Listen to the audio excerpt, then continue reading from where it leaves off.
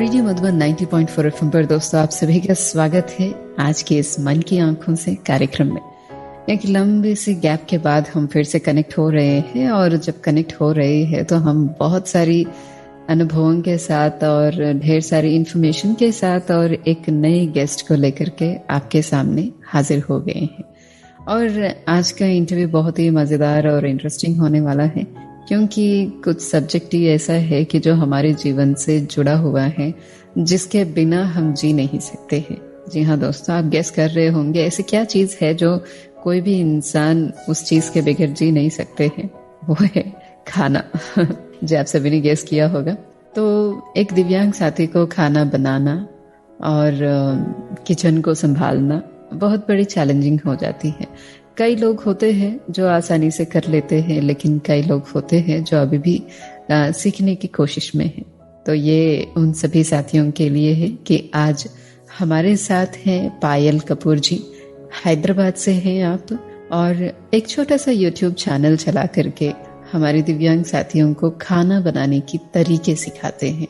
तो चलिए हम स्वागत करते हैं पायल कपूर जी को मन की आंखों से इस कार्यक्रम में। पायल ma'am, welcome to Radio Madhuban. Thank you so much, Krishna Ben. Thank you so much. I'm so happy to be here and interacting with all of you. मजा आएगा, जैसे आपने कहा। ये मेरा फेवरेट टॉपिक है। जी, मुझे लगता है कोई भी इंसान ऐसा नहीं होगा जिसको खाने से प्यार नहीं है। बिल्कुल, एकदम सही बात है। और पेट पूजा सबसे बड़ी चीज है इन एनी केस। बहुत सारी लोग, बहुत सारी कहावतें जुड़ी हुई हैं पेट के साथ। Yes, definitely. जी, और कई बार एक लड़की को जब ससुराल के घर पे भेजते हैं तो बोलते हैं कि अगर आपको ससुराल का दिल जीतना है तो वो पेट से जीत सकते हैं। बिल्कुल, एकदम सही बात है, एकदम सही बात है। बहुत सारी, तभी तो मैं कह रही हूँ हर तरह की, आई थिंक लाइफ की किसी भी सिचुएशन में अगर कोई आग ठंडी करनी हो तो पेट की आग अगर ठंडी हो, बाकी सब सही हो जाता है अपने आप ही। जी, तो जो दिल का रास्ता है वो पेट से है तो यस, आई थिंक हम लोग we can do a back and forth. बहुत सारी इंफॉर्मेशन हमको सिर्फ इन कहावतों में मिल जाएगी। जी, तो हम कहाँ से शुरू करें इस खाने की कहानी या खाना बनाने की कहानी? चलिए हम आपसे सबसे पहले सवाल पूछते हैं कि आपकी फेवरेट डिश क्या है? मेरी फेवरेट डिश, मैं खाना किसी भी किस्म का खा लेती हूँ मेरे को, बट मैं, अगर आप मुझसे पूछे कि मुझे क्या पसंद है तो मुझे डिजर्ट्स बहुत पसंद है। और मतलब वो ऑर्डिनरी घर में बनाने वाली, मेरे को फैंसी जितनी फैंसी हो उतना मजा आता है मेरे को। कुछ भी ताजे फलों के साथ बना हुआ मेरे को बहुत अच्छा लगता है। वैसे आई एम नॉट अ फसी ईटर। कुछ भी चीज अच्छी बनी हुई हो, किसी के भी हाथ की हो, मैं बहुत खुशी से खाती हूँ। रीजनल खाना मुझे बहुत पसंद है, अलग अलग तरह की चीजें ट्राई करना। So it will be very difficult to pinpoint एक चीज एंड से कि मुझे ये पसंद है, बिकॉज नेक्स्ट मिनट मुझे कुछ और याद आ जाएगा और मेरे को याद आएगा अरे मैं वो भूल गई। एक्चुअली हमारा भी जो खाना है वो सीजनल होता है, मूड के आधार पे होता है। हमको सुबह खाने में कुछ और चीज पसंद आता है तो रात को खाने के लिए कुछ और चीज पसंद। एकदम सही कहा आपने, एकदम। रोज सुबह की दुविधा वही होती है कि अल्टीमेटली नींद खुली और आपने सबसे पूछा आज क्या खाना है, नाश्ता हुआ, नाश्ते से अभी आप उठे नहीं हो, अच्छा लंच में क्या खाना है, लंच खत्म नहीं हुआ और आप पूछ रहे हैं डिनर में क्या खाना है। मतलब 24 घंटे। कई बार ऐसा भी होता है, लोग इरिटेट होके बोलते कि तुम लोग को खाने के सिवा और कुछ नहीं सूझता क्या? That's true. So ultimately, like your world revolves around food, and as long as खाना खाते रहो and खुश हो तो everything's happy. That's it. True. So, Payal ma'am, अच्छा आप एक इंडस्ट्री में काम करते हैं. So how did you ended up cooking it? How did you ended up in cooking industry? So I'm basically a hotelier by profession. मैं 3 साल का डिप्लोमा होटल मैनेजमेंट में किया था मैंने बहुत साल पहले जी. और उसमें हम लोग ने जो भी होटल इंडस्ट्री से रिलेटेड जो भी ऑपरेशंस होते हैं उन सबकी बहुत डिटेल्ड स्टडी करी थी 3 सालों में जी. which included kitchen and kitchen के हर एस्पेक्ट को, चाहे वो छोटा हो, बड़ा हो, सिंपल हो, फैंसी हो, कमर्शियल किचन के लिए हो, होम किचन के लिए हो, तो ऐसे हर छोटे छोटे एस्पेक्ट को हमने बहुत माइन्यूटली पढ़ा है. तो that was always an interest. I came from a home where we enjoyed our food, we enjoyed going out, बाहर से जाके खाना खाएंगे. कोई भी नया रेस्टोरेंट खुला तो my father used to be the first person to say कि चलो आज हम लोग ये रेस्टोरेंट ट्राई करके आते. So वो interest in food and tasting new things and experiencing new things was always there. तो ये मेरा जो कोर्स था by extension became something that was like an encyclopedia. मेरे लिए तो एक बहुत ही खूबसूरत सा पिटारा खुल गया था जिसमें कि I could dabble and I could do whatever I wanted and learn the right things very strictly. तो ये कोर्स की वजह से I think कहीं पर मेरा रिश्ता खाने से और भी गहरा और भी मजबूत हुआ. Although having said that, वो 3 साल का कोर्स करने के बाद में मैंने जब होटल में नौकरी करी, I didn't join the kitchen. I joined the front office. I used to work at the front desk for 2 years before a disability happened to me, and so वहां से basically शुरू हुआ. फिर disability की वजह से there was a break for some years, and जब बीमार हो गई, मैं blind हो गई, and तब उसमें काफी देर का ब्रेक आया, कम से कम 6-7 साल का ब्रेक आया जब मैंने नहीं किया कुछ भी. बट थोड़ा थोड़ा सीखती रही, थोड़ा थोड़ा कोशिश करती रही, क्योंकि at the end of the day muscle memory works. Some things that you have learn to do, हाथ से जो किया, सालों तक किया, वो भूलता नहीं है. एंड तो picking up a knife again, या picking up something else again in the kitchen was not difficult even after blindness. So वो करते करते धीरे धीरे ये सब मतलब फिर से शुरू हो गया. एंड एक बार ब्लाइंड लोगों की कम्युनिटी में मैं सेटल इन हो गई. I became part of the community. तो लोगों को धीरे धीरे as I came to know people, लोगों को पता चला कि हाँ, there was this one person who was from the background of the hotel industry and ये खाना खुद बनाती हैं. जबकि ऐसे मुझसे पहले बहुत लोग हैं, both men and women who live with blindness and cook excellently. लेकिन कोई formally उनके सामने आकर बोले कि हाँ, मैं आपको खाना बनाना सिखा सकती हूँ और I can tell you what to do and how, ऐसा शायद कोई नहीं मिला होगा उनको. तो I was in the industry and back to doing things. लोगों को कैसे खाना बनाना है, फ्रेंड्स के साथ पहले फोन कॉल्स पे किसी ने बोला मेरे को ये पकाना है, कैसे करूं. So it used to be very interesting. हम लोग, आप सोचो, 1.5 घंटा 2 घंटे के एक फोन कॉल के ऊपर उसके पूरा शाम का खाना बनता था. Where I used to be guiding a person and the person used to be cooking साथ के साथ. Okay. So that was very very interesting. So वहां से हमको लगा कि क्यों नहीं, मैं कर सकती हूँ. And I kept improving my skills. तो बस that's it. वो रिश्ता बनता गया, कड़ी जुड़ती गई, and I just can continue doing this. जी. So मैम, आपसे खाना बनाना सीखने से पहले हम आपसे ये जानना चाहते हैं, जैसे कि आपने कहा कि आपको कुछ साल पहले आपकी दृष्टि खो गई है, तो ये हादसा कैसे हुआ? I was I think just over 21 years old, 2 years into my hotel management करने के बाद में मेरे 2 साल हुए थे होटल में काम करते हुए. एंड एक बहुत ही अजीब सी, पता नहीं, बीमारी कहो या जो भी था, it was basically undiagnosed. It went undiagnosed.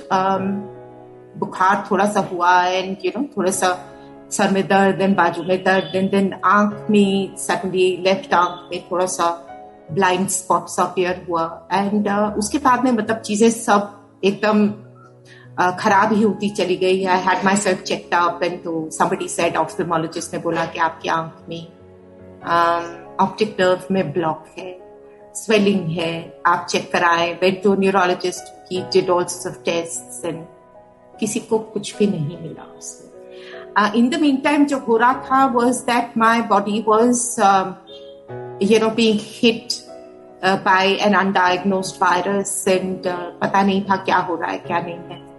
Hospitalise हो गए.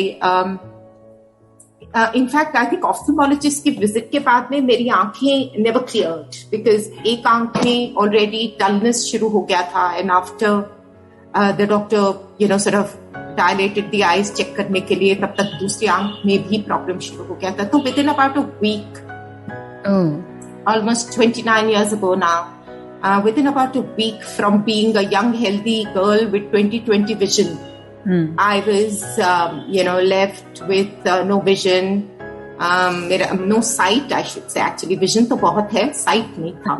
तो sight मेरी खत्म हो गई एकदम. And it was a very very painful journey because physically also it was very painful. And क्योंकि they were not able to diagnose कि हो क्या रहा था, it became even more difficult. I ended up मतलब almost 1.5 months in one hospital, फिर वहां से निकल के another 3 weeks in another hospital. Somewhere down the line हमको पता चला in all the checkups and in all the things कि it was actually a viral meningitis that hadn't been diagnosed. तो ये कैसे पता चला कि ये हम लोग की नेग्लिजेंस है हॉस्पिटल का. I wish we lived in a country where we could take the legal recourse. I would have definitely done it because जब हम लोग के पास वाला विजन हॉस्पिटल लोग आते थे मिलने करने, everyone was really shocked कि ये हो क्या रहा था, किसको समझ में नहीं आ रहा कि है क्या, because all the reports that we saw said nothing. चाहे वो blood हो, चाहे वो cultures हो, spinal fluid हो, कुछ भी. They did huge amount of tests. But couple of friends of ours who were doctors and things like that, and जब ये nurse station पे उन लोग के records होते हैं, and these people didn't bother. मतलब नर्स स्टेशन पे कोई नहीं था and these were curious. तो ये लोगों ने जाके मतलब उनकी फाइल्स इधर उधर करी, कोई भी नहीं था उस टाइम पे, and उसको खोल के किसी के it's not easy to find. इतने केसेस होते किसको पता, बट किसी तरह से I suppose as a doctor लोग किसी को इन्फॉर्मेशन कैसे निकालना पता होगा. Yes. So one of them managed to open it up and somehow found my case, and he started reading in it, and he later came back to us and said it's very clearly mentioned there that this is a viral meningitis. So why haven't they done anything to cure that? तो वो जो एक बार वो set इन हो गया था infection, and because it wasn't treated on time, मेरा spinal fluid pressure increased and it sort of damaged the entire sensory cortex of the brain. So I didn't just lose my eyesight, I lost my eyesight completely. I lost my sense of taste and smell. मेरा olfactory system damage हो गया. मेरा hearing after over a period of time, because वो degeneration पूरा nervous system में set up हो गया था, तो I lost my hearing completely. अभी जो मैं आपसे बात कर रही हूँ, मेरा एक कान काम करता है. I mean, I can hear with my right ear, not with my left. Okay. And it's all recovered. मतलब ये जो भी the universe or some higher power has handed back to me. तो ये सब बस वो है, मेरा सब कुछ डैमेज हो गया था जी. And बस उसी तरह से I mean I spent a lot of time with alternate therapy, हर तरह की ट्रीटमेंट, ये वो सब तरह की चीजें करके देखी.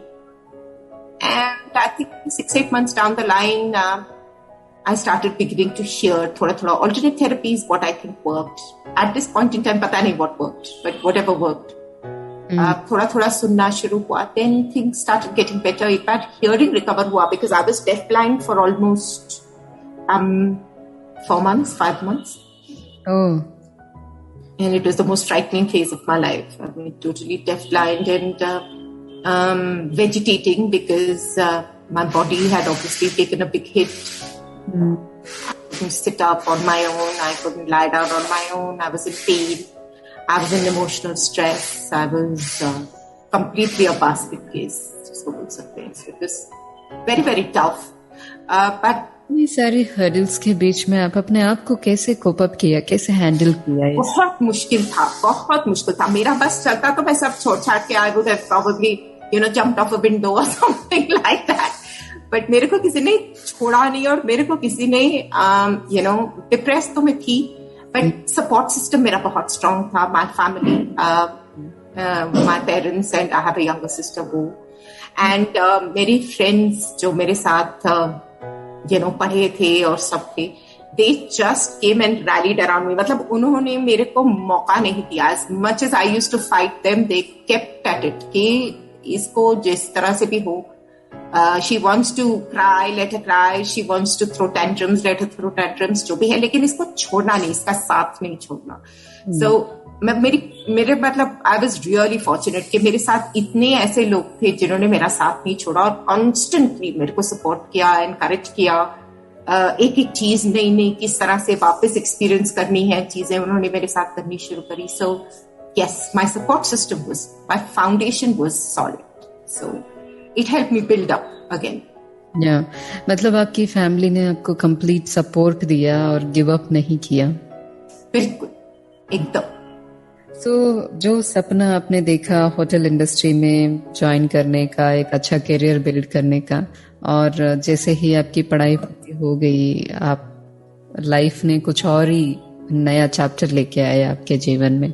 तो इतने सारे चैलेंजेस के बाद फिर से आपने करियर में कैसे वापस शुरू किया? पहले तो मेरे को 6 साल लग गए to even accept the fact कि अब मेरी जिंदगी जो है बदल चुकी है. मतलब डिनायल 6 साल में आई केप्ट सेइंग कि हाँ शायद मुझे दिखेगा. And I think the community, the medical fraternity उस time पर were to blame because you know a lot of people told me, I don't know whether it's the way people work, या instead of telling me कि हाँ ये you know ये irreversible है, आपका ये जो condition है optic atrophy है, आपकी optic nerve redundant हो गई है, nothing can be done again for you with this. वैसा नहीं करके उन्होंने मेरे को you know sort of ये किया कि हाँ you're still young, you might be able to see again, your optic nerve can always regenerate, and मतलब ऐसी सारी बातें. वो ठीक है, उस वक्त हमको अच्छा लगा क्योंकि हमको दिलासा मिल रही थी. But in the long run, it made my denial extend that much longer. तो वो सिस्टम से सपोर्ट हमको कुछ भी नहीं था. And you know for a person who's never dealt with disability, जिसको पता नहीं कि क्या करना है, किससे मिलना है, हमारे पास ये भी एक चीज है जो सिस्टम हम लोग के पास in the country and as a system on its whole, सारा जो श्रेय है किसी की केयर गिविंग का या किसी के रिहेबिलिटेशन का या किसी के सपोर्ट का falls fair and square on the family. जी, हमारे सिस्टम में ऐसी चीज नहीं है कि you know there is a support system in the as an ancillary of the medical community के यू नो साइकोलॉजिस्ट हो या काउंसलर्स हों या ऐसे लोग हों जो कि I am a person who's recently gone blind, और मेरे को सपोर्ट करने के लिए या मेरे फैमिली को बताने के लिए कि किस तरह से आप आगे बढ़ सकते हो and these are the resources that you can go to, ऐसा कुछ भी नहीं था. तो हम लोग को जो करना पड़ा हमने खुद से किया, तो उसमें और भी टाइम निकल गया 6 years. तो I lost that time and in losing that time I think जो भी करियर प्रोस्पेक्ट्स हो सकते थे वो तो खत्म ही हो गए. Because by the time I was ready to do anything, I was, you know, in my late 20s, 30s.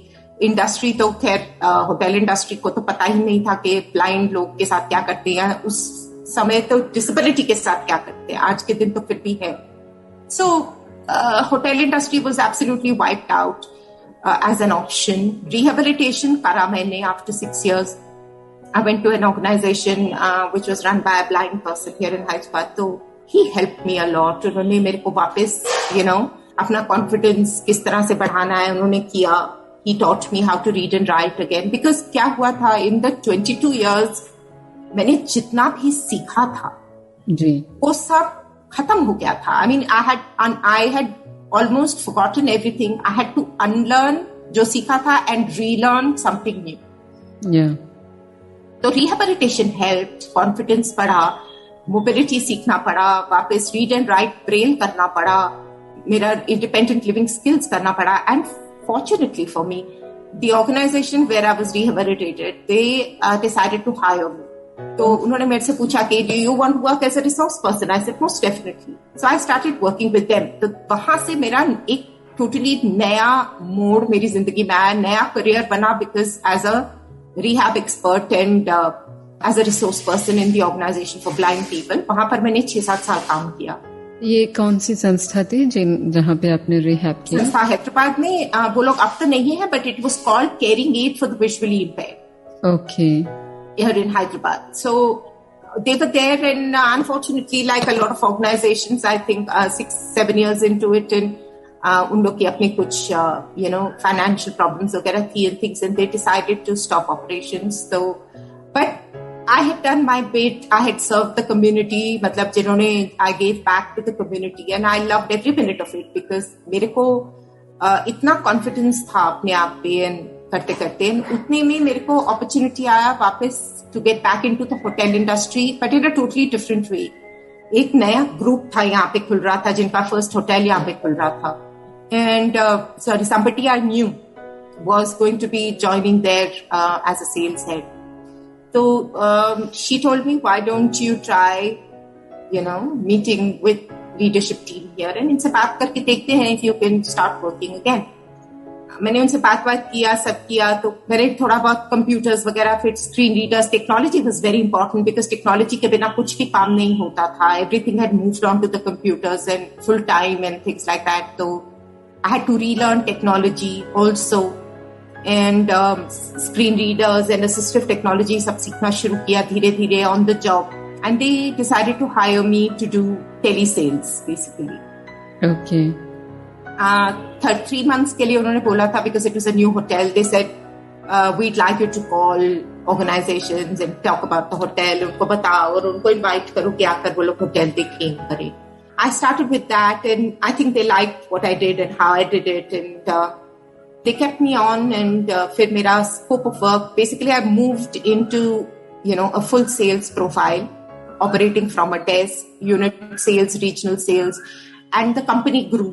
उनके मतलब होटल्स ऐड होते गए around the country and my role started expanding.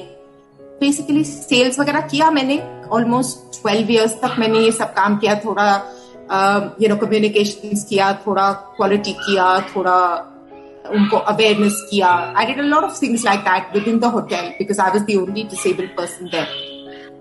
तो वो सब करते करते एक नया I was very happy to be back in the industry because मुझे बहुत पसंद था the 2 years that I had worked as a sighted person.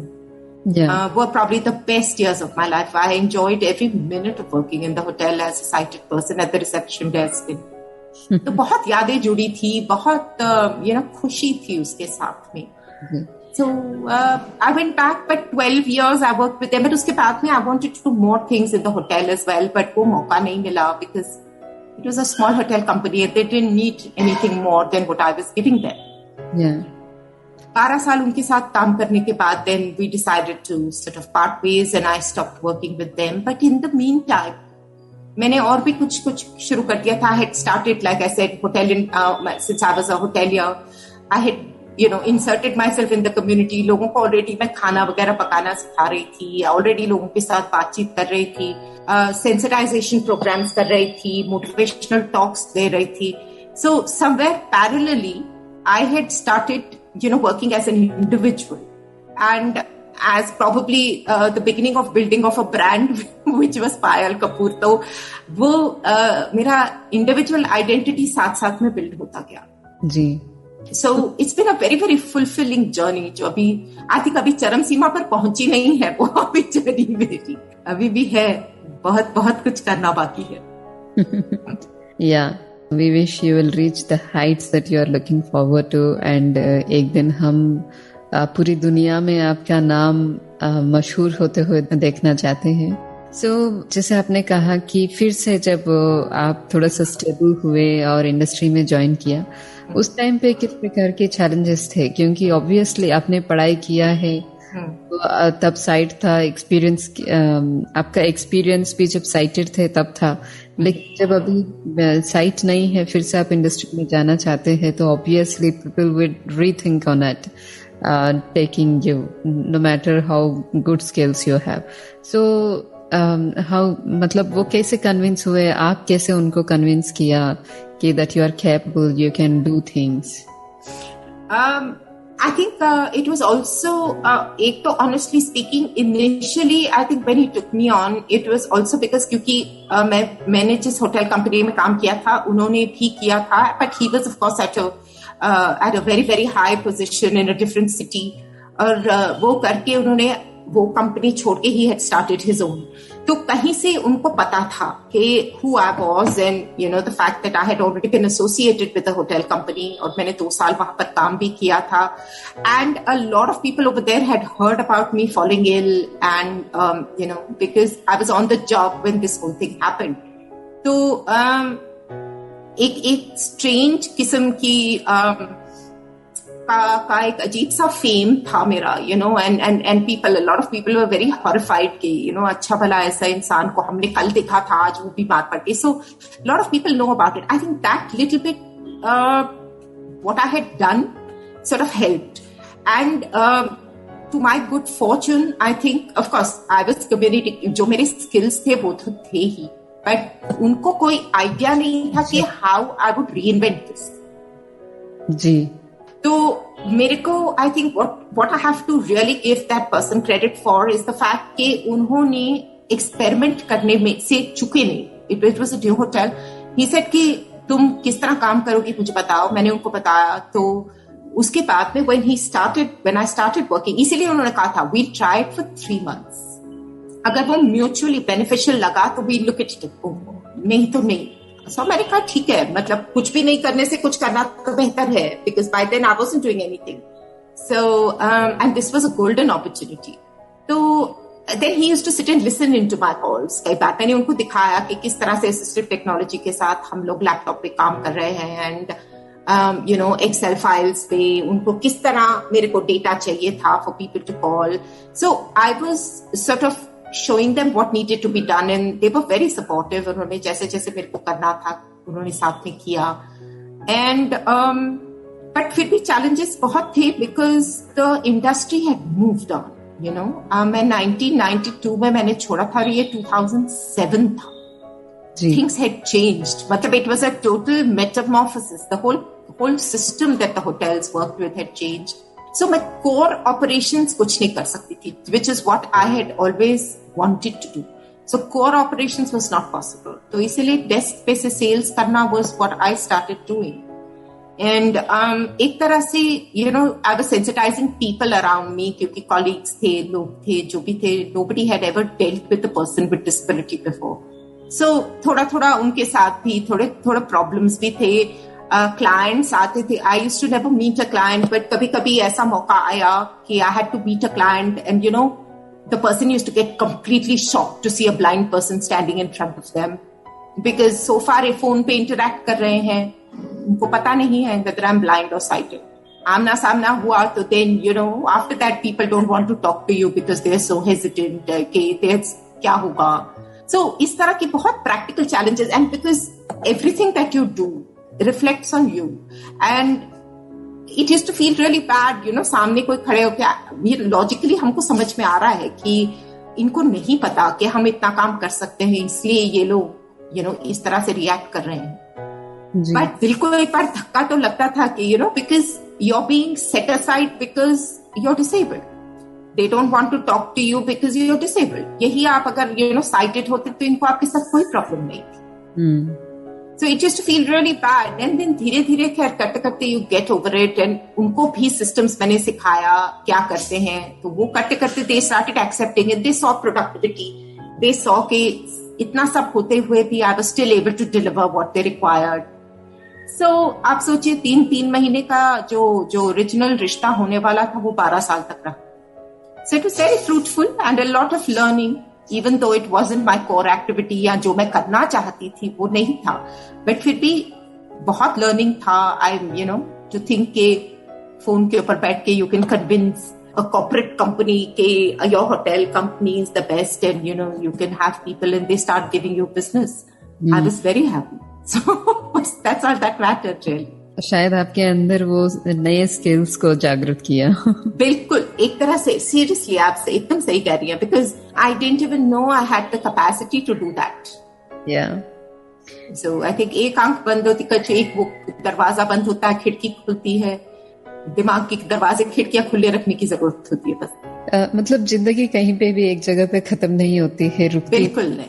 Pause जरूर लेती है, लेकिन पॉज में समझना होता है कि ये हम आगे कैसे जाना है, कहाँ जाना है. तो एकदम एकदम सही कह रहे हैं आप। रिसेंटली आई रियलाइज्ड कि मेरा एक बहुत छोटा सा एक मंत्रा हो गया इन manner of speaking. I think it's come like an Epiphany, कहीं से एक जैसे पता नहीं कहीं दिमाग में बात आई, when you look at life, मेरे को यही लगता है कि in every adversity lies an opportunity. Yes, that's true. It's for us to recognise the opportunity. इसलिए मैंने कहा दिल के दिमाग के दरवाजे खिड़कियां खुले रखनी पड़ती है, बिकॉज क्या फ्लैश होगा नहीं पता। So I think I have learned that in all these years. ये एक बात जो है शायद यू नो हाईलाइट है मेरी जिंदगी का, शायद this is my biggest learning. जी, बहुत सुंदर है मैम। इतनी सारे ऑब्स्टिकल्स और अप्स एंड डाउन्स होने के बावजूद आप इतनी हिम्मत के साथ और इतनी जैसे कि कुछ हुआ नहीं है जीवन में पढ़ना था, आगे बढ़ गए हैं, उसको भी पढ़ना था, हमने पढ़ लिया है जीवन में। सो आप इतने पॉपुलर हुए हैं, उसके बाद भी बहुत सारे आर्टिकल्स और बहुत सारे न्यूज आपके जीवन पे पब्लिश हुए हैं। आपको कैसा लगता है ये सब चीजें जब देखते हैं तो? I feel like a star. शायद आप होटल इंडस्ट्री में काम करते हुए एज ए साइटेड पर्सन इतना जल्दी पॉपुलैरिटी गेन नहीं। बिल्कुल नहीं। I always say that to everybody. I mean, if मैं बोलती हूँ ना, infamously famous sort of thing. My disability has made me more famous. But honestly speaking, I think मेरे कई बार दिमाग में ये बात आता है, it's not easy, you know, it's not all a bed of roses. बहुत फ्रस्ट्रेशन, बहुत एंग्स्ट, बहुत यू नो दुख वगैरह सब बहुत कुछ होता है रिलेटेड टू डिसेबिलिटी, एंड जितने बैरियर्स आपको मिलते रहते हैं। But having said that, I think अगर मैं साइटेड होती एग्जैक्टली जैसे आपने कहा, तो शायद इतनी रिमार्केबल जिंदगी नहीं होती, and I wouldn't have done what I have done now with my life in terms of working with people, for people. शायद ये जरूरत नहीं होती मेरी जिंदगी में। So it's a very very fulfilling life and a life very well lived. So ma'am, जैसे आप बैक टू होटल इंडस्ट्री में आए हैं और इतने सारे स्ट्रगल्स फेस करके, और आपने भी एक नए जीवन को, नए रोल को एक्सेप्ट कर लिया है, दो you were not aspiring to it, and then later you started accepting and enjoying it. लेकिन इसमें बात ये भी है कि आप फिर से उस कम्युनिटी को भी सिखाना शुरू किया है। बीच में आपने एक बात कही कि भले आप भूल गए हैं, लेकिन आपके मसल भूला नहीं है। मतलब हमारी बॉडी को भी एक मेमोरी रहता है, कोई भी चीज को टच करते तो उसको याद हो जाता है प्रैक्टिस से कि किस चीज को कैसे करना है। इसीलिए आंख बंद करते हुए भी कई लोग अपने इंस्ट्रूमेंट्स भी प्ले कर लेते हैं, बहुत सारी बात। तो उस तरीके से जब आपने ये शुरू किया है, कितना भी भले बॉडी को आदत, कई चीजें ऐसे होती हैं कि आप देखे बगैर समझ नहीं पाएंगे। जैसे मान लीजिए हमने चूल्हे पे दूध रखा है और वो उबल रहा है, गिर जा रहा है, अब वो कैसे पता चलेगा? एक सेंस जाता है तो बाकी सब सेंसेस खुल के, खिल के, भर के आते। जी, that is very true. You stop seeing. आप कुछ देर के लिए अपनी आंखें बंद करके आप you know you experience a different world. आप भी जानते हैं कि आंखें बंद करो एंड यू नो मन की आंखें, जैसे आपके प्रोग्राम कहते हैं, उसको खोलो and everything is there. Your basic awareness of your surroundings increase. तो उसी तरह से हम लोग सब सुनते हैं, सूंघते हैं, हाथ लगाते हैं। तो जैसे आपने दूध का एग्जाम्पल पूछा, तो इट्स वेरी सिंपल। आप कभी उसको गैस के ऊपर दूध को रखकर देखें and you listen to the milk boil, आपको दूध उबलने की आवाज आती है। जैसे दूध उबलकर ऊपर आता है, बहुत क्लियरली उस बर्तन के ऊपर दूध टच होता हुआ आवाज आती है।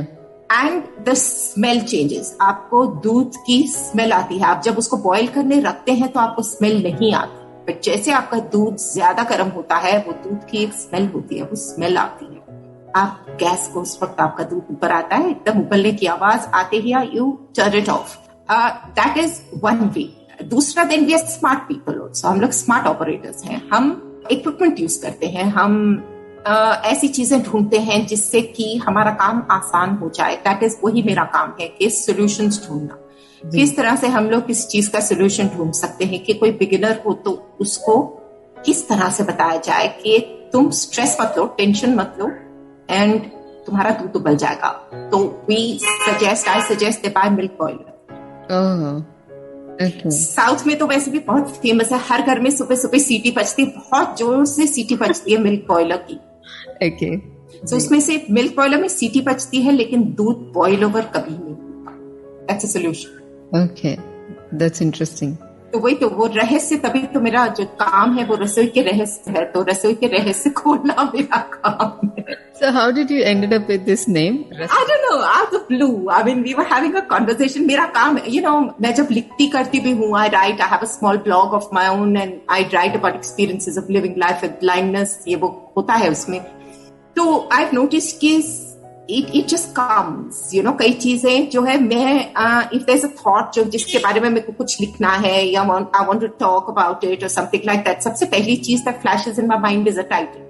तो ये भी जब हम लोग डिस्कस कर रहे थे, it was a group for blind people, जहां पर हम लोग बात कर रहे थे कि किस तरह बिगिनर्स के लिए कुछ इन्फॉर्मेशन होनी चाहिए। And there are professional, there are very good cooks who are talking about cooking very very complex things, और ये बिगिनर्स हैं जिनको कोई कुछ नहीं बता रहा, बिकॉज सब लोग अपने अपने कॉन्वर्सेशन में बिजी हैं। तो a friend of mine who was there said कि तेरे को इतना सब आता है, why don't you get in there and start talking about these things करके। So रिकॉर्डिंग्स एक दो किया, उनको सुना, people were really happy to hear के ओरिएंटेशन किचन में हर एक चीज को कैसे करना क्या है। So they said, somebody said ma'am इसका टाइटल भी होना चाहिए, क्योंकि हम इसको आर्काइव करने के लिए इसको हम YouTube पे अपलोड कर देते हैं। मैंने कहा ठीक है, सो कर लो। And they asked me what name can it be, so it just flashed in my mind saying रसोई के रहस्य, because after all we were unraveling the secrets of the kitchen, and रसोई में कितने छुपे बड़े छोटे रहस्य होते हैं। तो बस ऐसे ही नाम आ गया। इंटरेस्टिंग। मुझे नहीं लगता रसोई के रहस्य इस नाम से आज तक कोई YouTube चैनल होगा। नहीं हम देखते हैं दादी माँ के किचन है, बहुत सारे नाम होते हैं, लेकिन The Secrets of Kitchen is something special. Yes, it is absolutely, because and especially अगर आप देखें for a beginner and इसमें लोगों को ये एक sort of misconception है कि मेरा जो चैनल है works only for blind people. It doesn't. It works for anybody who's interested in the kitchen, anybody who wants to know more than what they're already doing. या कोई beginner है जिसको अभी तक किचन में नहीं, जिसने अभी तक नहीं कदम रखा है किचन में और वो करना चाहते हैं। And you know what they say ना, you can never learn from your parents and from your siblings, because they are perpetually back seat driving होगा when you are doing something. ये ऐसा मत करो, ये वैसा मत करो, अरे तुमने वो कर दिया, अभी तो ये करना था। It's very annoying because people, everybody around you wants to tell you what to do. तो ये पॉडकास्ट कितना सिंपल है, कुछ नहीं, आप अपने फोन के ऊपर उसको चला के सुनो और अपना काम करो। So it's for anybody who wants to understand, anybody who wants to learn it, learn what to do.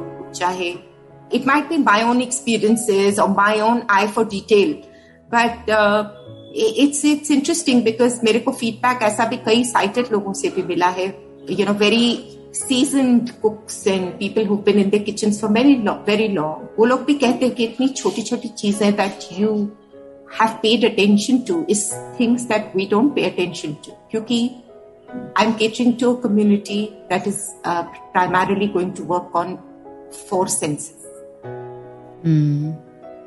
तो वो 4 senses को किस तरह optimize करके हम लोग काम कर सकते हैं is what is my mission. जी, तो ऐसा क्या सीक्रेट्स आप शेयर करते हैं इस रसोई के रहस्य में?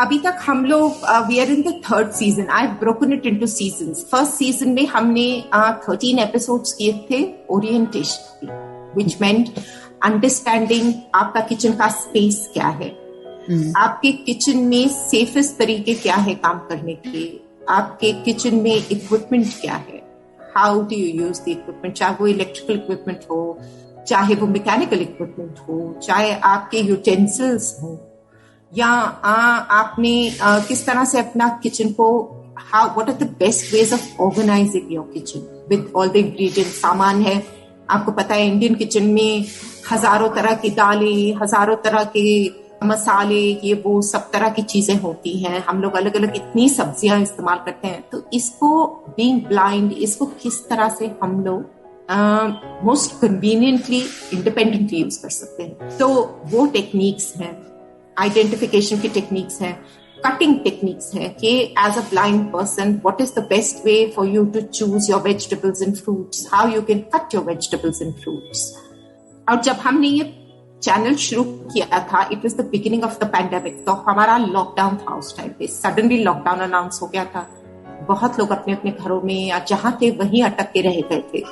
तो उन लोगों की मदद के लिए कि जो भी उनके पास इक्विपमेंट था, जो भी है, उसको मैक्सिमाइज करके वो किस तरह यूज कर सकते हैं, उस तरह से चीजें करी। तो बाइंग वाज हैपनिंग ऑनलाइन अगर कोई चीजें आप खरीदो तो if you look at the online stores, उसमें काफी सारे इंग्लिश नाम होते हैं, and for a lot of people understanding the English names of vegetables, spices, fruits is difficult. तो स्पाइसेस, हर तरह की स्पाइसेस, हर तरह के वेजिटेबल्स और फ्रूट्स के मैंने उनको ग्लॉसरीज पे इंग्लिश और हिंदी नाम देकर के if you are reading this is what it means, if you are reading that this is what it means. तो उस तरह से करके फिर आप प्रेपरेशन कैसे कर सकते हैं, आप खाना आपने बनाना है, you can't be jumping around the kitchen, hopping इधर से उधर, अरे मैं ये लाना भूल गई, फिर उधर भागो, फिर वापस आओ। By the time you start cooking you are tired already because you made so many trips here and there. किस तरह से सिस्टमैटिकली अपने आप को किस तरह से ऑर्गेनाइज करके you need to start working. Safety mechanisms क्या है, we are blind people working in the kitchen for men and women, how is it to best to keep yourself safe. तो इस तरह से बहुत डिटेल 13 एपिसोड्स मैंने, and different materials that you can buy. अब what is the equipment that is most accessible, किस तरह की मिक्सीज, किस तरह के माइक्रोवेव्स, किस तरह के ब्लेंडर्स, किस तरह का चीज आप यूज कर सकते हो किचन के अंदर। The ones that I use and that ones that I have experiences with, उनको मैंने अपनी पर्सनल एक्सपीरियंस से I told them what are the safest materials to use today. Teflon use कर रहे हो तो what is the safeguards that you. एक और चीज है ब्लाइंड पीपल के लिए, cooking in stainless steel and all is not easy because things stick, handles होना जरूरी है, नॉन स्टिक होना जरूरी है, बट नॉन स्टिक में क्या प्रॉब्लम्स हो सकते हैं, all of this things, many things. तो वो किया फर्स्ट सीजन में। सेकेंड सीजन में I wanted them to learn the methods of cooking, basic culinary terms क्या है, फिर उसके डिटेल्स में what is boiling, what is steaming, what is baking, what is blanching, all of these things, इनका what is the science behind it. क्योंकि एक बार आपकी foundation set हो गई, यू अंडरस्टैंड कि कोई चीज अगर कर रहे हैं आप, what is the reason you're doing something and what is the logic behind it, which is once you know the philosophy of that, once you know the science of that, it's very easy to apply it. That's what I did. वो second में वो किया। Third season में आजकल now I'm interviewing people from within the community and outside. If हमारे community में there are stalwarts, there are very very good cooks, very motivational people, उन लोगों से इंटरैक्ट करके, so that the rest of the community, the younger people know कि जो हम, it's called experts talk, क्योंकि experts जो है like I say पैदा नहीं हुए थे, experts बने थे। सही बात है। They have gone through their own journeys, तो उनकी जर्नी शेयर करने से दूसरों को मोटिवेशन मिलता है, बिगिनर्स को मोटिवेशन मिलता है। So we are having conversations, and there are people out of the industry who are my colleagues from earlier on, my classmates from earlier on who are chefs and things like that, who can give us some more insight into various things. So it's an extremely exciting and a very, very dynamic kind of a journey. बहुत रहस्य खोले हैं आगे, बहुत रहस्य और हैं खुलने वाले। मुझे लगता है कि आपने सिर्फ रहस्य नाम बताया, लेकिन क्या रहस्य है वो जानने के लिए आपकी रसोई के रहस्य में जरूर जाना ही पड़ेगा भी। बिल्कुल, एकदम जाइए, प्लीज जाइए आप। हम YouTube पर आप रसोई के रहस्य ढूंढे, आपको हम मिल जाएंगे। जी पायल जी, आप इतने फेमस है कि अगर हम गूगल में आपका नाम डालते हैं तो पूरा लिस्ट आ जाता है कि आपने क्या क्या किया है, आपकी पॉडकास्टिंग है, ये सभी चीजें। Congratulations for whatever you have achieved in your life. और भगवान ने आपको बहुत हिम्मत दिया है, साथ दिया है, और उम्मीद करते हैं कि आप जीवन में ऐसे ही आगे बढ़ते रहें और भी बहुत सारे लोगों के लिए आप मार्गदर्शन देते रहें। आगे बढ़ते हुए हम आपसे कुछ ऐसी चीजें जानना चाहते हैं जो कभी इस दिव्यांग कम्युनिटी के लोगों ने सुना नहीं हो या जाना नहीं हो, जो आपने एक्सप्लोर किया है, वो बात। कोई ऐसी चीज आप पूछ रहे हैं मेरे से? जी, आई वंडर ऐसी कोई चीज हो। मेरे को ऐसी कोई चीज कुछ ध्यान में आ तो नहीं रही है। I don't think I done anything unusual. सारे सब लोग जो करते मैंने भी वही किया। आई थिंक अनयूजुअल चीज ये करी है शायद मैंने कि I am alive today. I would have probably not been alive. I'm alive today by the grace of everything around me, and I think मेरी जीने की चाह नहीं खत्म हुई। It's not even that is not unusual, लेकिन मेरे लिए I think that is probably something के सब छोड़ के सब त्याग कर बैठने, at that point I was ready to just give up. जब वो नहीं करके आज अगर मैं अपने आप को इस मुकाम पर पाती हूँ तो I think that's probably the most unusual thing that I have perhaps done looking back. सो आप क्या मैसेज देना चाहते हैं जो भी श्रोता रेडियो मधुबन के जरिए आपको सुन रहे हैं? हिम्मत नहीं हो, there is no end of the road. किसी की भी जिंदगी कहीं पर भी खत्म नहीं होती और अपने चाहने से तो बिल्कुल भी नहीं होती जी। हम कितना भी क्यों ना चाहे कि हाँ मैं तंग आ गई हूँ और मैं बेजार हो गई हूँ और मुझे मरना है और मुझे कुछ नहीं करना है, एक बात याद रखिए कि ये आपके हाथ नहीं है। आसान नहीं है जिंदगी, बट जिंदगी किसी के लिए भी आसान नहीं है, चाहे वो देखने वाले हो या ना देखने वाले हो, चाहे वो विकलांग हो या एकदम एबल बॉडीड हो। ये जिंदगी किसी के लिए भी आसान नहीं है। And it is extremely important to remember कि आप जो कदम उठाते हैं वो कदम सिर्फ आपको नहीं अफेक्ट करता, आपके चाहने वाले, आपको प्यार करने वाले, आपकी फैमिली, आपके फ्रेंड्स, आपके आसपास रहने वालों को भी इम्पैक्ट करता है। You have to be sensitive to that, as irrational as you're feeling. Remember कि within you there is a fire that burns. There is always a small light. There is a small ember glowing inside all of us. There is a human spirit that is resilient and bigger than any adversity in this world. आपको सिर्फ इतना करना है कि उस human spirit के साथ, उस छोटी सी लॉ के साथ अपने आप को कनेक्ट करना है। And watch it burn bright. It is just going to burst into flames and burn really bright. And असल इंसान सिर्फ वही है। इतना ब्यूटीफुल मैसेज दिया। मैं जब आपको सुन रही हूँ तो आई कुड विजुअलाइज कि कैसे एक इंसान एक ज्योति दूसरी ज्योति को जगाती है और पूरा संसार जगमगाता है। इतना सुंदर सा संदेश है आपका। Thank you so much Payal ma'am, आज हमारे साथ आप जुड़े मन की आंखों से इस कार्यक्रम में, और हमारे तमाम श्रोताओं को आप अपनी जीवन के इन अनुभवों से बहुत ही सरल तरीके से आपने अपने जीवन के अनुभवों को बताया है, लेकिन हम समझ सकते हैं कि उसमें कितनी गहराई है, कितना तकलीफ है, लेकिन आप उन सब चीजों को पार करके अभी एक ठहराव के साथ आप अपने जीवन जी रहे हैं। तो ये भी एक एग्जाम्पल है सभी के लिए कि जब भी जीवन में उतार चढ़ाव आते हैं तो थोड़ा सा सहन करना है और थोड़ा सा धीरज रखना है, तो उसके बाद हमारी मंजिल फिर से साफ होने वाली है। तो thank you so much for joining with us and sharing your beautiful experiences of life. Thank you so much. It has been so wonderful. This is a beautiful platform. जैसे आप इसको रेडियो मधुबन भी कहते हैं, and it is, I think truly जिंदगी सबका कहीं ना कहीं मधुबन है, उसको सबको ढूंढना होता है बस सिर्फ। एंड आप लोग इतना अच्छा काम आप लोगों का है। So thank you for giving me the opportunity. I am truly honored.